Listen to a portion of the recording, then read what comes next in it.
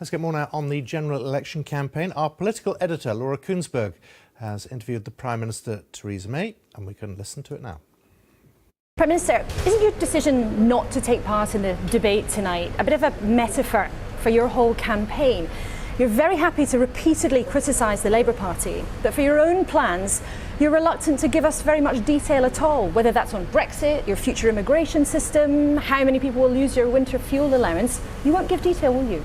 No, what I've done in terms of our manifesto is been open with the British people about the great challenges that we face as a country over the next few years and beyond, and how we will address those challenges. And you talk about the Brexit negotiations. I've set out very clearly what our 12 objectives are for those Brexit negotiations. I believe that's the right thing to do. But as we go into those negotiations, which start just 11 days after Election Day, the question that people must ask themselves on Election Day is, who do they want to see fighting for Britain in those negotiations? Who do they want to see taking this country forward, building a more prosperous Britain for the future? The questions that people also have is about the practical things that you would actually do if you're re-elected. So, can you tell us now, how would the immigration system work after Brexit? Who will lose their winter fuel allowance? Where will you set the social care cap? Because if you don't, there is this sense you're using these slogans again and again. You're talking about your broad principles, but you're trying to hide behind that. You won't tell people what you'd actually do. No, we've been very clear. Let's look at the issue like the winter fuel payments and the issue around social care. What we've been very clear with people about and open with people about is that yes, we do face the pressures of an ageing society. In just 10 years' time, there'll be 2 million more people aged over 75 in this country. And if we don't do something about our social care system, the system will simply collapse. So what we're proposing is a system where people can protect more savings to pass on to their children, where they won't have to sell their home in their lifetime to pay for their care bills. So that worry will be taken away from them.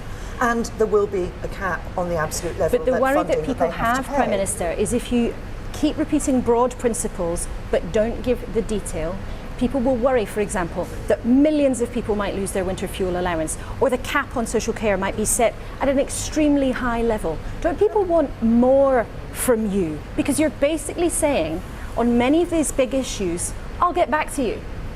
What I'm saying is I will listen to you. And I think that's important. You can approach this in one of two ways. I've set out the broad principles of our policy. I've shown how we will provide a sustainable, long-term sustainable social care system for this country, which we need because the system will collapse unless we do something and do it now. But what I'm also saying to people is I want to listen to them about where that cap should be, about where we should means test winter fuel payments. Listen to voters, listen to organisations, charities and others working with older people. Consult with them. I think that's the open thing for a government to do. Don't you think, though, that when it comes to the decision that you're asking voters to make, that you owe it to them, as a politician who wants people to take her at her word, to give more precise details on a whole range of things about when you will bring immigration down, when you would keep that promise, where these caps will be on social policy? Don't you think people deserve more? I think what we owe to people is to be open with them about the challenges we face as a society and as a country, to be open with them about the challenge of the Brexit negotiations, about the challenge of our ageing society, of securing our economy for the future, and we have been, and be open with them about the solutions that we're offering. And then I think I also owe it to people to say, yes, in some of these, we will listen to you, we will work with you, we will ensure that the details of what we're doing, we announce after we've consulted with people.